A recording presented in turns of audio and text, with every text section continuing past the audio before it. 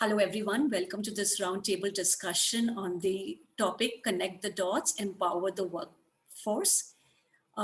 It is my great pleasure to introduce the speakers of this session. Thank you for being here. Alok Ranjan, Associate VP HR, Bennett, Coleman and Company. Anshika Malviya, Enterprise Client Partner, Workplace at Facebook. Mr. VK Singh, CHRO, Power Grid Corp. Rajiv Naithani, CHRO, Infogain. Raghavan, SVP, HR, Indigo.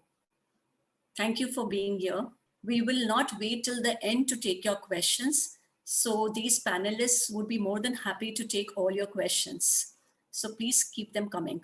I will take a minute or two to set the context for this session, connect the dots, empower the workforce. The market dynamics have changed drastically in the last 1 year. Capturing a share of it requires new age skill sets. Your frontline employees are the very face of your business and must be informed, engaged, and motivated to deliver better customer experiences, leading to tangible outcomes like increased loyalty and higher revenue. In today's complex and ever-changing business world, it is essential to connect the dots using the latest tools to reach out to every employee till the tail end and create a feeling of oneness with the organization's mission, vision, and values. We have a great lineup of speakers who will share the knowledge, experiences, and game plan of nurturing an empowered workforce. Before we start this session, my request to all speakers would be to please come in with follow-up points and questions for other speakers so that this is more than a discussion and less of a Q&A. Before we start with our first point of discussion, I would request Anshika to share some case study or a presentation with us. Thank you so much, Puja. Good afternoon, everybody. Lovely being here. Thank you for making the time. I just wanted to quickly share with the whole group how Facebook is connecting the world today with our family of apps and services and how Facebook envisions the future of work. I'm going to be sharing some slides. As Facebook, we actually connect 3 billion businesses, 200 million consumers with bottom of the pyramid activities, be it by social presence, with ads, with hiring, with commerce. And connecting people is in our DNA. And with that decades of experience, we've put it all together, all those learnings, all of those experience, we want to bring it to the most important community in the world, which is the workforce. When Facebook envisions future of work, we know it's just not going to be remote, but also very visual. Keeping that in mind, we've kind of invested in 3 platforms when we think about future of work. The first is Facebook Portal. Think of it like a hardware device, which is high-powered AI with a camera that you can put on your desk to kind of take video conferencing calls. The second is the Oculus for Business, which is essentially bringing virtual reality to your business. The immersive experience with a VR headset, with the smart glasses is what we're trying to do with Oculus. The third and the most important one is the Workplace from Business. Essentially, think of Workplace like an enterprise communication and collaboration platform that connects everybody within your organization with a very internal social network. Workplace is built by Facebook so that businesses get better because we believe people perform well when they are connected.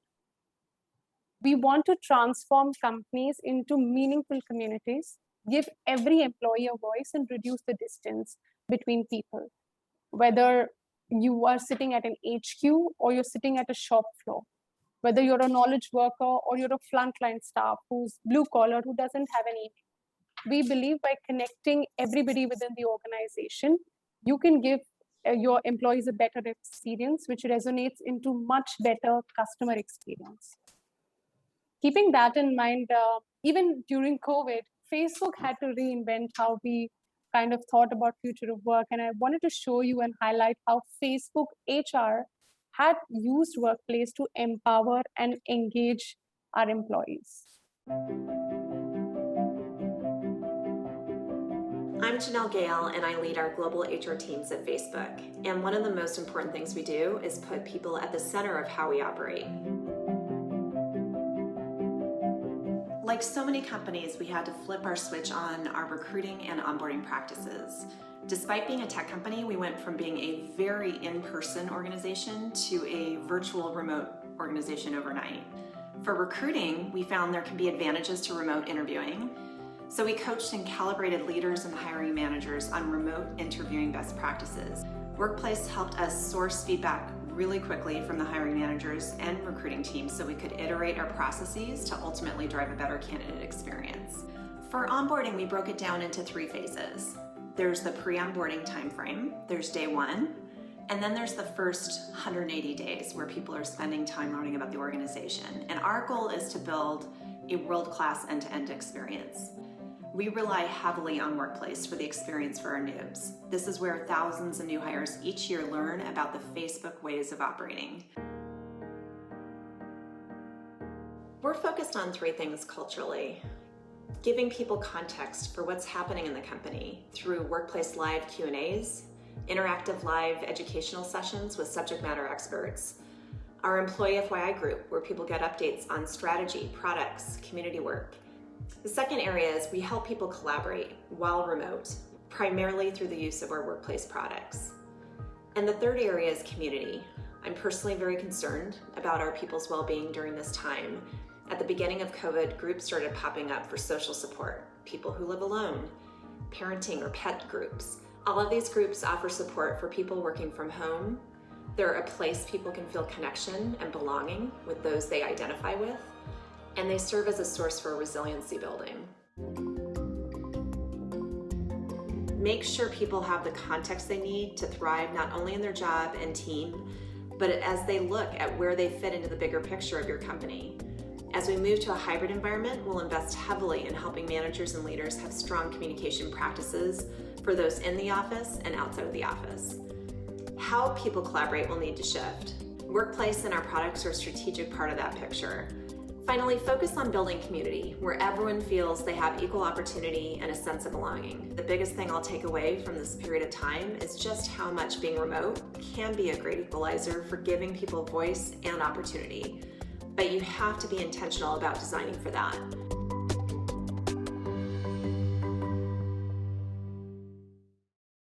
Thank you, Anshika, for sharing that video. Now over to the panel, and we have this great lineup of speakers who will share great stories with us with respect to what they have been doing in their organizations. So the first thought is rather broad-based. The frontline employees make up 70% of the globe's work population. They're the cornerstone of your business's success. Depending on your industry, they're critical for the business as they are constantly in touch with the customers. What are some of the factors that influence the employee experience strategy for your distributed and distant frontline employees? Let's start with Mr. VK Singh. I represent Powergrid Corporation of India, which is a transmission company. We are third biggest in terms of assets, as we own about 220,000 crores of assets. With a profit, we are fifth in India with about 11,000 crores profit. And as far the workplace is concerned, we are scattered from Leh to Kanyakumari, so working in the deserts of Rajasthan, cold desert in Leh. And with 9,000 population, 9,000 workforce, we have more than 360 locations in India. Virtually, we have a spread from Kashmir to Kanyakumari. And we are basically a brick and mortar company with infusion of a lot of technology today. My per person, organization per person contribution is about 4 crore. Per person profit is about 1.25 crore. That's a financial figure. But in terms of workplace connectivity, you can understand, although we are on totally digital platform, the person from the joining to the resigning to the, we have a lifetime kind of association with the employee. Like we have Hamisha Jindagi ke saath bhi, Jindagi ke baad bhi, like we have a scheme where we handhold for medical till, for self and spouse till death. So that's kind of policies we have, but important thing is connectivity. We have small places and very small number of employees at various locations. Earlier we had some issues connecting to but now with the digital connectivity and all activities integrated with the SAP and other online platform, there is not much of issue connecting. Okay. basically we are an amalgamation of 7 organizations. So it was more difficult for us. As a public sector, we had 7 organizations amalgamated and formed PowerGrid. And we are the only success story where amalgamation of 7 organizations was successful, whereas most of the amalgamation of 7, 8 organizations, even 2 fails. I mean, this is one success story with a very moderate beginning in 1989. We are today a Maharatna company in India. So that's our growth story. I mean, connecting to the, I mean, so connecting the dot. I would say we have taken all initiative because we know we know for sure that if you don't cater to the small cavity, they ultimately develop you will develop some pain at some point of time. It's very important that you're connected to each and every working space in the country. So today with the digital help, it's not much of an issue. We have not many platform apps by which people connect. And important connectivity is like most of the organizations have issuing gratitude notes, awarding people, rewarding people. And that's basically digital connectivity is the one. We are using Facebook also for connecting employee, that's all. Not only for connecting employee, but downloading even knowledge session on that. But now we have totally integrated our own platform. There was a time when we were using such platform like Facebook and even some internet mail platform to connect employee. But fortunately today with the digital, because we have our own telecom network of 60,000 kilometers, beside transmission, we are also in telecom, and we have connected more than 60 states in India with telecom is also one big business. So with optical fiber, we are highly connected. That's how. Yeah, I got your point, Mr. Vikas. We'll come back. Connectivity is a very important factor for you. Connectivity is a very important, being scattered all over India. It's very important for us to connect people. Connecting the dot is very important. So I'll touch on further. We'll come back and we'll hear more examples from you, Mr. V.K. Singh. Raj, recently you've received a certificate from one of these leading organizations who's into certification of workplace, what should I say, great places to work or whatever. So I would like to hear from you, what are the most essential factors that you consider before devising your engagement strategy? Yeah, thank you. Thank you, Puja. We just got certified as a great place to work, and we are really pleased with it. As some of you know, it's a very intense process. We had about 1,300 people responding to a 60 question survey. And then there is a lot more details in terms of HR practices. So we are a very well spread company. In India, we right now fly to about 65 destinations, about 23,000 employees, and obviously 95% of our workforce cannot work from home, and they're all spread all across. In my mind, Puja, if you were to talk of employee experience strategy, the key is to be able to measure it. In my mind, if you cannot measure employee experience, you will not be really able to do anything with it. And the way we measure it is, and it has to be frequent measurement. Now we are often known to do annual employee satisfaction surveys. In January 2020, I changed it to frequent pulse checking kind of surveys than annual. So we ask questions twice a month, 5 to 7 questions.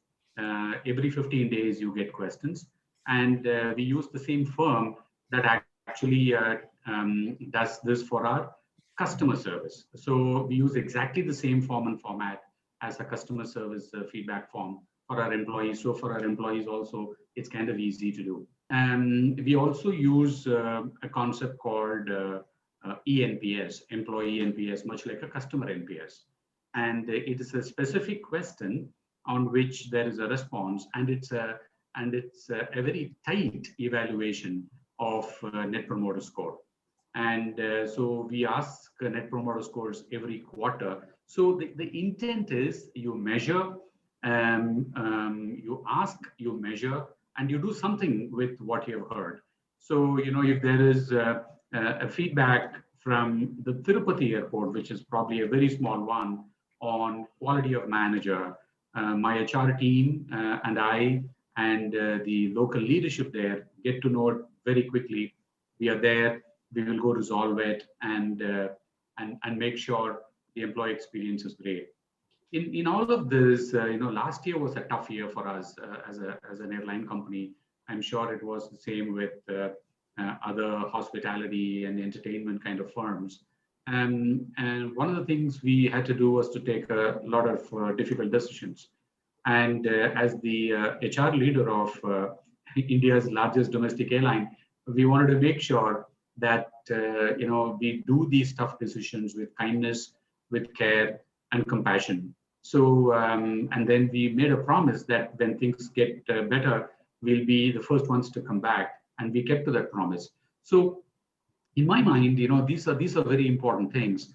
One last thing before I turn it over to the other speakers is your frontline needs to be empowered. They need to know that they can make decisions.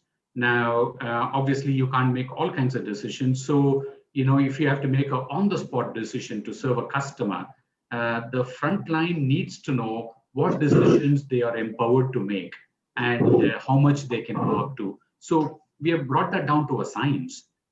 So you will not see our gate agent wanting to call the manager all the time unless it's a huge thing that he or she is not able to make a decision. So in my mind, these are the few, Puja. Very true, Raj. And I totally agree that empowering your employees is the key, is the crux, for employee to feel engaged. And an engaged employee will feel empowered. So over to you, Rajiv. What are your building blocks for your employee engagement strategy? Thank you, Puja. Just a precursor to this question. I come from a software industry. So for us, we have been continuously working from home. And second important thing is all our employees are actually frontline employees.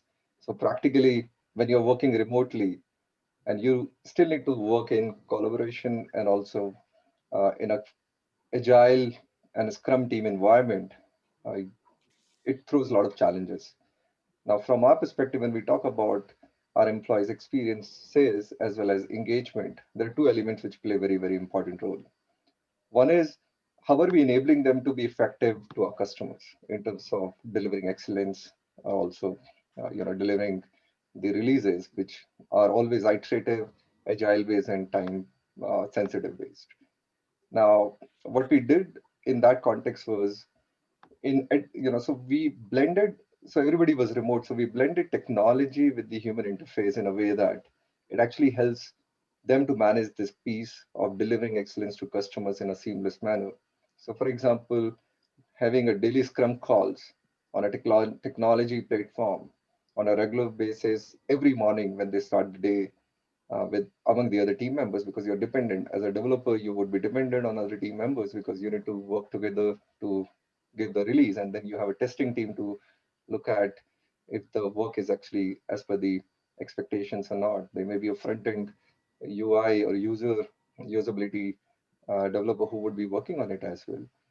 And then at the same time, what we ensured was we reoriented our managers on conducting one-on-one discussions with our team members, because now the context was changed completely. It was no longer the in-person interaction happening between the manager and the team members. So what we oriented them on was we enabled the virtual way of conducting meetings. In addition, we provided technology support to equip our employees, colleagues to carry out their jobs in a seamless manner. We have adopted work collaboration tools like Teams and also social collaboration tools like Workplace, which Anshika did talk about. And these tools really help us in connecting and communicating with employees on a single and integrated platform perspective. So that's on the work context. When we talk about the experience context of the employees, because they are also expecting organization to remain sensitive to their needs because they are accountable to the customer at the end. From that perspective, the entire employee life cycle, starting from the sourcing to being an alumni of the company, has moved virtually for us completely. And that happened from day one of we going into remote context. we have moved all the people services in a virtual context and associated SLA-driven process around that. So we have adopted Jira ticketing system for that, so that we track the people services request of our employees and also seek their feedback. As Raj was mentioning, it's important that you actually check the pulse on a regular basis. And Jira actually gives you that advantage of understanding how people are perceiving those services which are being provided to them by different enabler functions.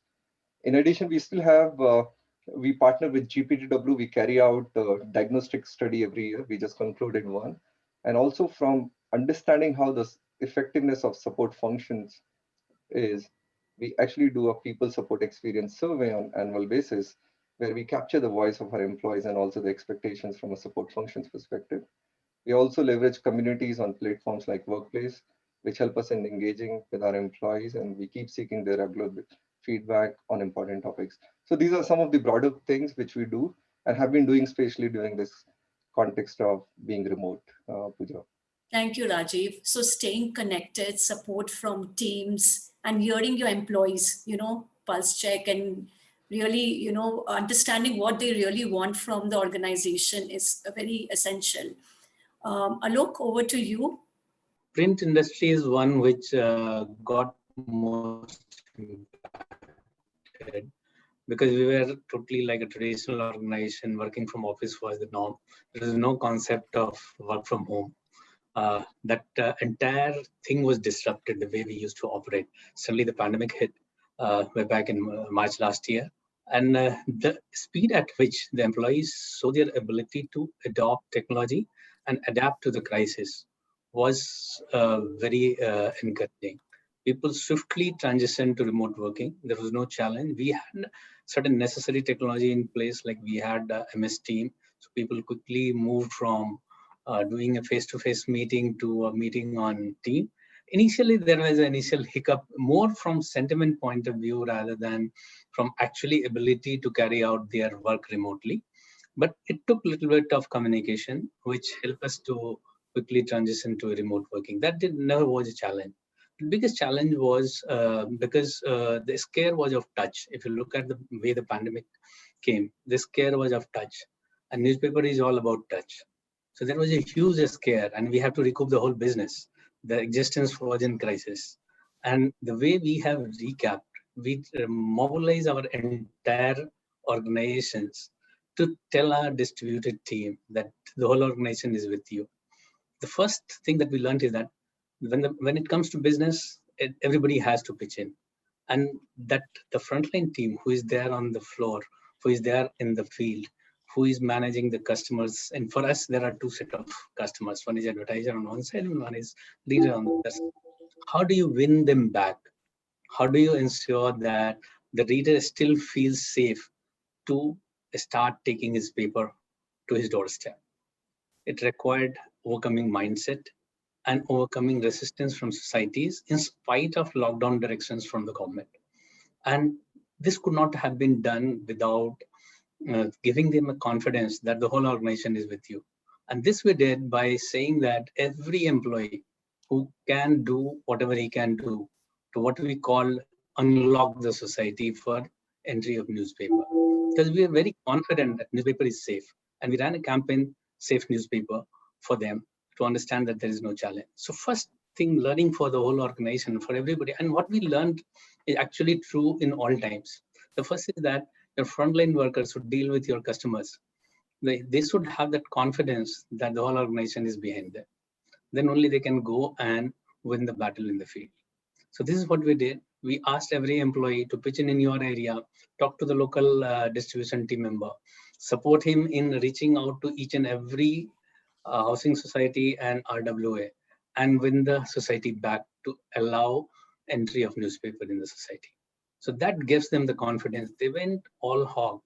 And within 3 to 4 months, we got back our circulation back to 70 to 80% of what it was. From it went down to as low as 20-30%. And from there, winning back to around 70% of circulation. That was one big thing. The second thing that we did was about ensuring that the frontline team who is there, they should not have anxiety while they are dealing with the customer. they should not have any other concern except winning the customer back. So take the anxiety out. That is what we learned during this crisis. So whatever was required to do, from giving the guidelines, health advisory, creating system to cope with the crisis, creating system to cope with the health crisis, creating extra security for them so that they feel empowered and free of concern to go into the field. So created all. And that helped them, that they didn't hesitate to go out in the field, go to the depots, manage the distribution team, manage the beat boys. All of you know, all of you must be reading paper. You know how it gets delivered. There's a boy who comes to your building's doorstep who delivers. Managing that population, which is totally distributed, not in our control. That is done by an agent. The agent is with the distributor and we manage the distributor directly. So having this entire chain getting managed to ensure that all beat boys are bringing the paper back to the doorstep was a humongous task. But this team dealt it. So second learning was that take the anxiety out of the mind in the battle. And that is what I think Defense Forces does when they do that. They make sure that the only focus is win the battle. So thank you, Alok. We'll come back to you for more points. I agree, psychological safety is very important and very essential for employees to feel empowered and safe and motivated to work. Going to you, Anshika, you are from the other side. You've helped many organizations across industries to set up seamless communication channels for their employees. Can you share some light? Thank you, Puja, for that question. In the light of COVID, I think every industry in India was hit, right? And a lot of times when before pre-COVID, a lot of employee experience strategies were designed or created for on-site workforce, like a lot of people on the panel spoke about, right? But when I work with organizations, I realized that most of them have tweaked it to kind of refresh their employee experience strategy to reflect the new hybrid workforce. A couple of things that I see on the field is, firstly, trust has become an essential element of ensuring employee experience. And that happens on both sides, at the leadership level as well as the employee relation level, right? And that directly impacts not just employee productivity, but also well-being, also a sense of belonging. And more so, I've seen more employees wanting to work for an organization with purpose and with passion and not just for money, right? That's just been the outlook from most of my customers. Another factor that I've seen is open and transparent communication has become the key. It's become the centerpiece for a lot of organizations. But the good news is that technology kind of addresses both of these areas in some way. And I just want to talk about one of our customers, which is McDonald's, right? They were facing a very similar challenge. They have 2 million people across the globe. They wanted to ensure that they continue to attract, retain those 2 million people in times of COVID when organizations were letting go of their employees, right? And they, at the same time, wanted to enhance the bottom-up communication across the 40K franchises that they operate in, the 10,000 restaurants that they have. And that's when Workplace kind of worked with them to establish that, to transform that communication strategy, to ensure that the employee experience can be translated and employees start to build that trust again with the organization. So I think those are a couple of things that that I feel we need to pick up as well, or for other organizations to pick up as well. But essentially, I think the key ingredient why most of the organizations want to, or lean on to Workplace for this would be like the familiarity of the platform, right? Because you use Facebook and WhatsApp so much in your consumer lives, you want such a tool in your work life. That's one of the things. And the innovation that comes in the platform, along with the scalability, I think that's what's needed for major businesses right now. Thank you, Anshika.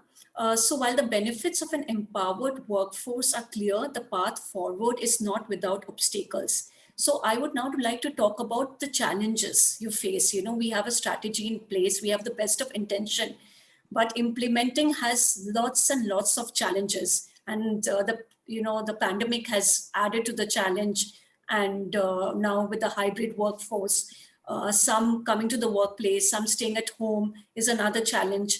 So I would like to know about some of the biggest challenges you face and how have you been able to overcome them. So, we'll keep the conversation very crisp and free flowing. So please feel free to come in. And this is also one of the audience questions who wanted to know what are some of the biggest challenges you've faced while implementing employee experience strategy. So Raj? Yeah, I think it's a great question. And unless you know what the challenges are, you'll not be able to solve them, right?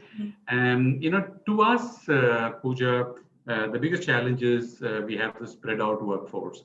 I told you 65 domestic locations and then 25 international locations. And that itself is a challenge. And that alone is not a challenge. If you look at our cabin crew and our cockpit crew, they don't necessarily have a manager to go and speak with. And of course, they all have a manager, but their managers are also doing the work. Like, for example, the fleet supervisor is also a captain of a plane, and she flies as much as her employees are flying. And she has 75 pilots that report into her. And cabin crew and cockpit crew, both of them, they also work with different sets of people every day. So unlike all of us who are office workers, who actually keep our teddy bear in our desk, and we really want to hold on to it, or we have a neighbor who we go drink coffee with every day, and they don't do that because they probably interact with the same set of colleagues, I don't know, once in 2 years or something. So these are challenges. Now, the way to do that is several. So you need a digital platform. How do you connect them to digital platform, and how do we get things done? So, for example, in the aviation industry, which the biggest benefits that people see is staff leave travel. What does staff leave travel mean? Whenever there is a standby seat, I mean, it's on a standby. Whenever the seats are not full, and you make a reservation from, say, Delhi to Bangalore, you only pay 700 rupees for the flight as compared to a humongous amount. Now, what that means is that needs to be ease. Otherwise, it was a very manual process. And people are getting very frustrated. They said, I mean, this is a great process, but I'm getting frustrated. So our staff leave travel portal has now seen a huge facelift, and it looks exactly like a consumer portal. Now, if you go to the www.goindigo.in website to book your flight, that's exactly how our staff leave travel thing works. So my view is you need to find out ways to solve a problem. And I think that's what we all have a primary responsibility for. Understand what the challenge, fix them, and don't give gyan. Go fix each of them. If somebody comes and says the toilet in my airport location stinks, I can't go and tell them, what, the Airport Authority of India is supposed to maintain the toilets. I go and work with the Airport Authority of India, and if it means that we need to put a couple of people on the job, we go do it. I think that's how you overcome challenges, and not just by belaboring things. Go quickly move on, because this is a very fast industry. Young people, and they want to see things get done really quickly. I'm sure Facebook for work is a great one, but I mean, we use our own internal one, which is not as good as you guys are, Anshika. Maybe I'll give you a call. Just that you're expensive, but yeah, that's okay. Anshika, I hope you've noted that. Certainly. Mr. VK Singh, one challenge that you face, and how are you overcoming that challenge? One of your biggest challenge in connecting with employees. During COVID time, we had the biggest challenge because apart from 10,000 regular workforce, we had 12,000 of contract labor, 15,000 of construction labor. And when the COVID struck, we were having about 40,000 crores of work in hand. And what we did, we distributed food and made this living condition of this workforce very meaningful and much better than earlier. We made them sure that they're safe. I tell you, we are also a great place to work. If when the word best employers, white folk, but it was a time when the creating safe place was a more important. And because we are in power industry, I mean, like other industry, we could not get even a second time to prepare ourselves. So preparation to the COVID was a one thing. During this time, we changed every policy, procedure, system. We were doing things, and we made sure the power to the country did not suffer, and we were able to. And rather this time, we have done better financially also, and in terms of performance, line availability, which is 99.97%. That's one of the performance also improved. Basically, because we cared for our even for the contract people, we paid them extra salary, and unlike others, we paid them 250 rupees per day, because we knew that beside our frontline worker, they're also frontline. We other than keeping them outside, we took them inside the campus. Most of the places we have our own colony, own setup. So we took them inside, provided them food, made sure that our system continues to function as efficiently. And it's a once you care, it's automatically things happen. That was the one thing we did. Then shifting to the work from home was not a new thing to us. But within 2 days, we shifted to totally migrated everything to the e-office platform, and this is flowing. So most of the companies could, I mean, we were the one, we never even could not get a 1 second time to prepare for the COVID. So not only that, we made our own isolation center. We realized that if our one station is stuck, then how to deal with that. So we made a strategy that we made isolation centers at all locations at most of the India's premier places like Delhi, Bombay, Calcutta, Madras, and major stations. We created isolation center for our own employees and for retired employees also. And so we realized that admission was tough during that time. So that was one. This is how you take care. Like most of the survey we do, that we are very good in camaraderie and people take pride in working in Powergrid. So once you have these factors, the working is very easy. And I tell you, unlike other organizations, I told you the kind of location we work, we cannot offer pizza, and like even petrol pump is 50 kilometers away, nearest. But people have same zeal, same enthusiasm to work. That's kind of motivation you create among people by connecting actually. The connecting, when we have your own platform, grievance platform, even transfer portal, all kind of connectivity you provide where they can ventilate their feeling, their personal feeling, their emotional feeling. It's very important that you provide these platforms so that people who are at distant places, far scattered places, they are well connected with the organization. So in a large organization, and that too with a scattered workforce, it's very important that you digitally connect, emotionally connect, and physically connect people. That's very, so we do a lot of, other than COVID, we do a lot of cultural program, sports activities where we have our own inter-regional sports and cultural. So lot meaningful Very ways. interesting, Mr. V.K. Singh, and I really like care, that you mentioned care, that care is essential. So we realized that creating safe place was the most important. Now we are going for a COVID compliant working places also. I mean, making much more safer, seeing the future coming.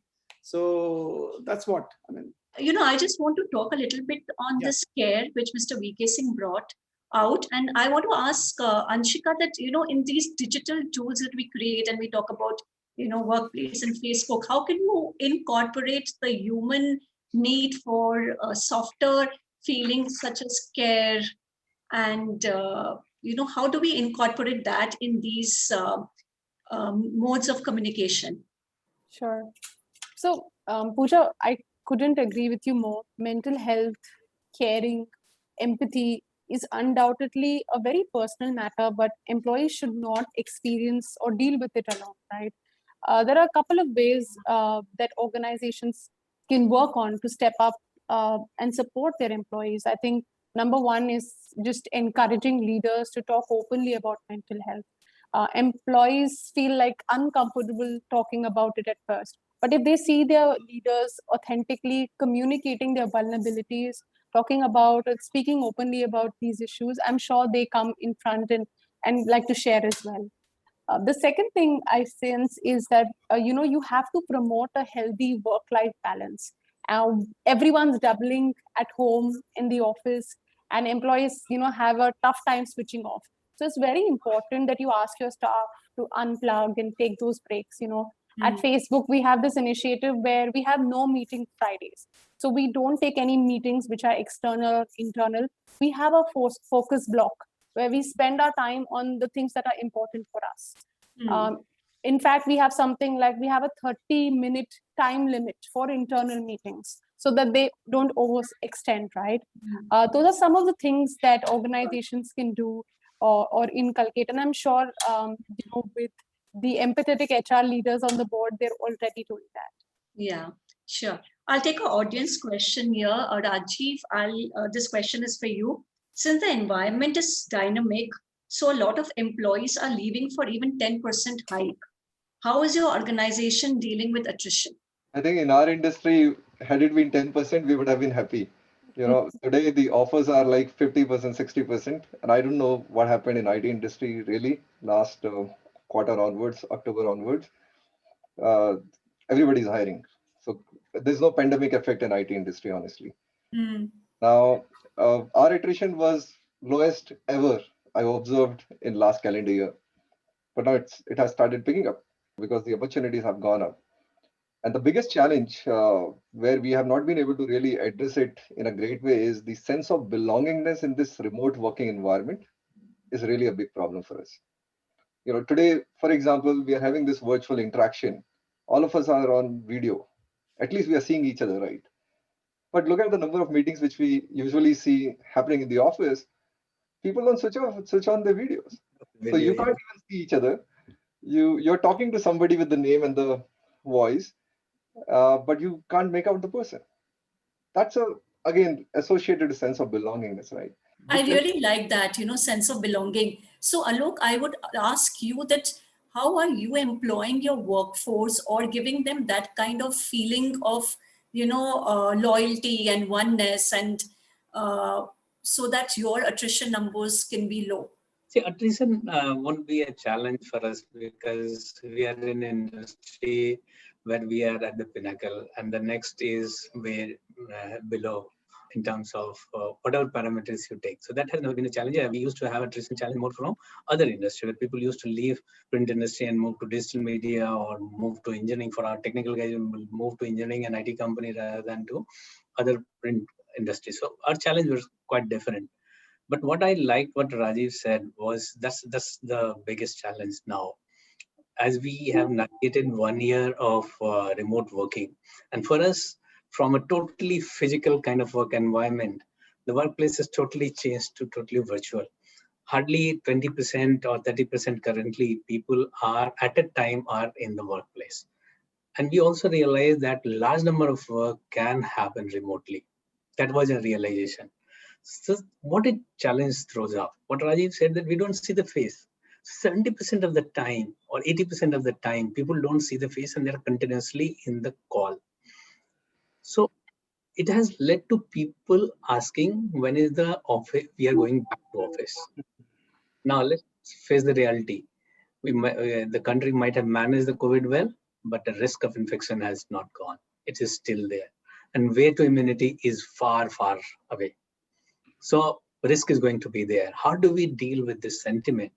And this is coming from the basic human need of human being gregarious. They need to talk to other people face to face. They need to meet people. And that is what is happening to employee. And that is what I think what Rajiv was talking about, the belongingness. They need to belong to a team. They should see their team members together, where they can chat together, they can have bonhomie, and that's how they will feel. That softer part will come forward. And that's what makes a great team. You can't have winning teams without they knowing each other well, they knowing the pulse of each other. And that cannot happen in a virtual mode. So somehow we have the biggest challenge. See, when we move to this one, I like to point out one thing. We realize that since most of the work can happen remotely, we introduced a new workplace arrangement. We said we will have a hybrid work arrangement, from totally in-office work culture to a hybrid work arrangement of 20-20-60. So 20% can work regularly from home, 20% only will require to come to the office regularly, and remaining 60% can do come to the office on a revolving roster kind of thing, hot desking we call it. Now, this is a mindset change. People will not accept that, oh, they don't have a dedicated place in the office. Because that's a second level of scare that will come. Are they coming to this office? Are they belonging to this organization or not? So this is how you need to continuously work on building that trust with the employee that maybe the workplace is changing. Maybe we have enabled you with all the technology tools to carry out your work remotely, but you are belonging to this organization. How do we win that mind and win that heart? Engage the mind and win the heart. This is the tagline I keep saying about employee engagement. So how do we do that one for ensuring that the employee feel empowered, engaged, and gung-ho to go and win the battle? So that's what we need to keep doing. This will be the next challenge most of the organization will face, as I think most of the organization transition to this remote working, found a new ways of working, and they will see this resurgence of this sentiment. How do we do that? One question that has come is sometimes, the frontline employees or your employees who are interacting with the customers, they are not clear with their goals. There is a lack of communication. So how do you address that? How can we have a very crisp goal setting and crisp set of instructions for employees to be able to, complete their job at hand? So how has that changed and how has digitalization helped to achieve that? I think there are tools to do that one. I think all of us in HR know that there are various tools, and today the world is about mobility solution. That whatever solution you bring, it has to be on the mobile because people are on the go. So from PMS to employee doing his big transactions, doing his daily works, various HR related transactions, various approvals and all, everything has to be on the go. And there are various tools. We implemented SuccessFactors suite of PMGM Learning and Employee Central that gives this suite. I think there are many other suites like Rajiv was talking about Jira, or many other suites are there. But technology has to be there to help employee carry out his transactions efficiently. Then that is about his personal transactions. Then about his work transactions. So work transactions, you have to enable him to carry out his work on the go. So, for example, we are in a media company. We have reporters who have to file the story. They have to be in the field in spite of a scare and collect news. Do they need to come to the office to file their stories? No. So we have given them TCIQ 3.7 new version we launched, where they can file the story from their mobile and tabs. So you have to enable with technology what they can do with the safety, but focus on the core things. That is the first piece of to do that one. The second piece will be about they looking at the psychological side. How do you connect them together in spite of all these things? They need to feel to be part of that team. So that should be there. The third piece about the work is that our manager equipped to convert goal into task. End of the day, what happens is a task gets executed. In PMJ and in HR parlance, we say set the goal, do the review, give feedback, do performance check-in, and so on and so forth. Ultimately, what happens is a task that an employee executes. So our manager equipped to transition, to transform the goals into task and help employee know clearly what they need to do on a daily basis. Sure. Convert that one. Yeah, thank you, Alok. I have less time and we have a lot of ground to cover. So sorry for interrupting you. Mr. VK Singh, one point from you on goal setting for the employees, frontline employees. First thing is that you said the frontline people don't know.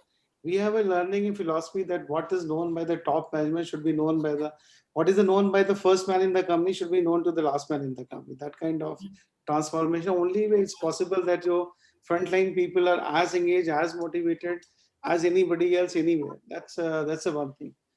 Like goal setting, people are very clear about goal, what they need to do. We have a lot of program management things where a lot of tools to measure where they are going, how they are going, where they are delayed.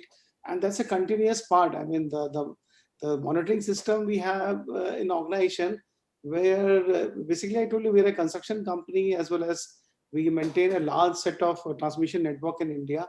So you should have a monitoring system. We should not let you sleep actually. There should be multiple layer of monitoring so that if you slip on some part, you're caught actually, number one.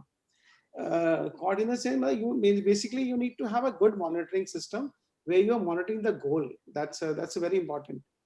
And that's about goal setting basically. And we have MOU targets with each department, each region, and the company itself has an MOU where you annually you decide the goal, what you have to achieve in each quarter, and that's monitored rigorously. Thank you, Mr. VK Singh, and I really like the way you put it, that you have to monitor the goals and not the people. So we have to empower our employees in such a way that we don't need to micromanage them. So we never had, motivation as an issue. Actually, I told you that with the 9,000 people, we could achieve from a very moderate beginning to becoming Maharatna. And in 30 years of time, we have grown almost 1,000% with very minimal. In terms of manpower, we have rather decreased. That's only possible when people contribute. They come together.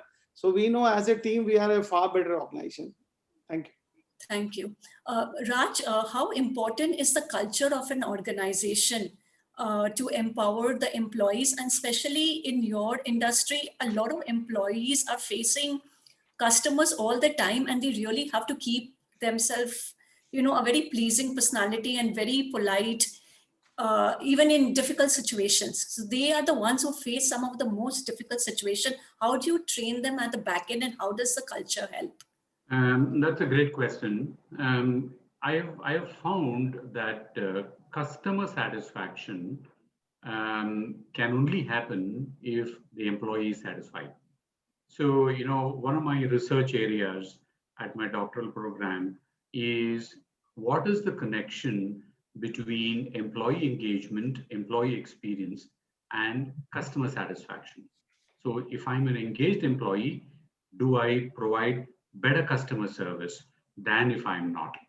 So if that is a hypothesis, then I need to go start figuring out what are those things that will engage me as an employee. What are those experiences that I need to have that will make me feel that I need to go provide this top-notch customer service. And you're so right, Puja, when you say you interact with the hundreds of customers a day. Now, that is from an employee standpoint. When you are a customer, Puja, and when you fly on our planes, you are probably interacting, even without knowing, you're probably interacting with about 15 of our people. And even if one of them don't provide you what you think is good customer service, you're probably going to give a very bad rating. Now, the thing is, Indian customers, and I'm Indian myself, so I can say that, are also, highly demanding of what they want.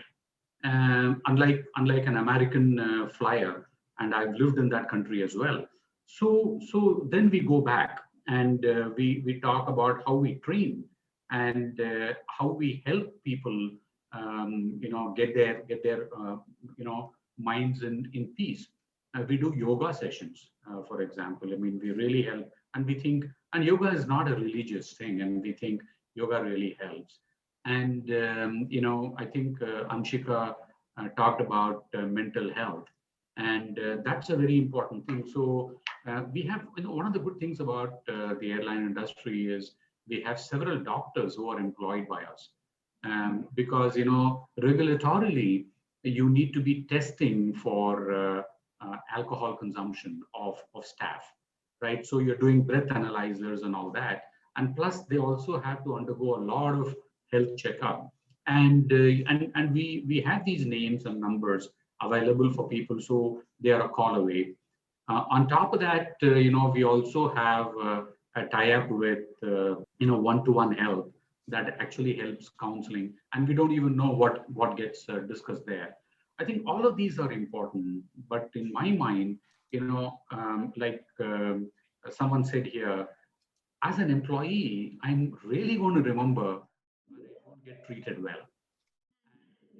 And then, it's my job, again, as a manager, to make sure that indeed happens. Rajiv, if you have new employee who's recently joined you, and he will be facing the customers, So what is one or two things that you will tell him so that he's at ease and he feels good when he talks to the customer? You know, he is confident.